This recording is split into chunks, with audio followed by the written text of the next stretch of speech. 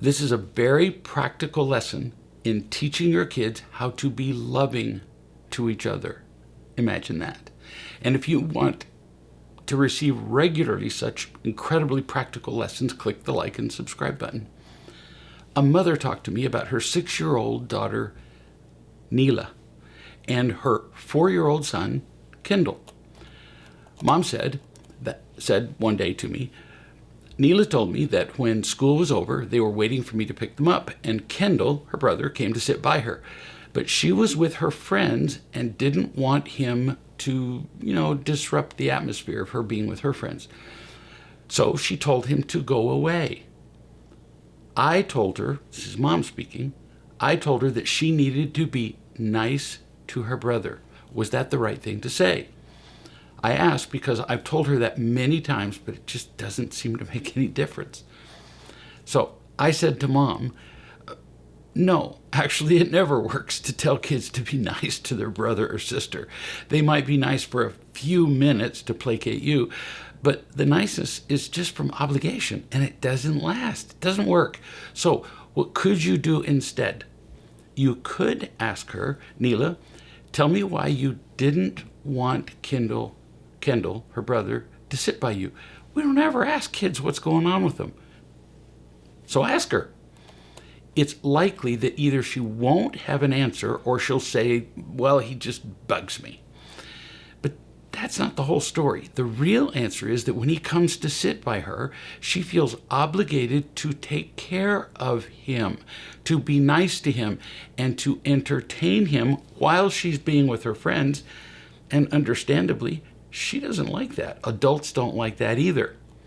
So what you can do is help her to see that this is just a chance for her to practice being kind, which is infinitely preferable and deeper than being nice, which is a superficial thing, but only as much as she wants.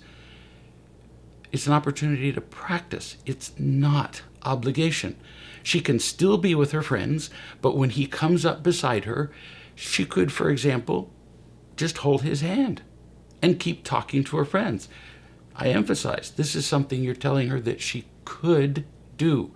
She could look him in the face for a moment instead of just, go away, you're bugging me. Just look him in the face and then turn back to her friends and talk to her friends. The disruption is negligible, and she will have practiced being kind. Show her what that looks like. Role play it. So she's with her friends and you come up and you act like her brother. Tell her that she's not obligated to make him feel good. She is not obligated to take care of her brother. Kids hate hearing that, and we say it to our kids all the time. Well, he's your younger brother and it's your job to be nice to him and take care of him. No. When he comes up, this is just an opportunity for her to learn to be a little more loving. He's not bothering her, which is how she feels, and you can help her change her perspective. He just wants a little attention, a touch, a look, something. And it would require very little of her to give it, and would not necessarily interrupt her conversation with her friends at all. But she's not obligated to keep giving. She hates the feeling of being obligated. After holding his hand or briefly talking to him, at any point she can say to him, and you can role play this.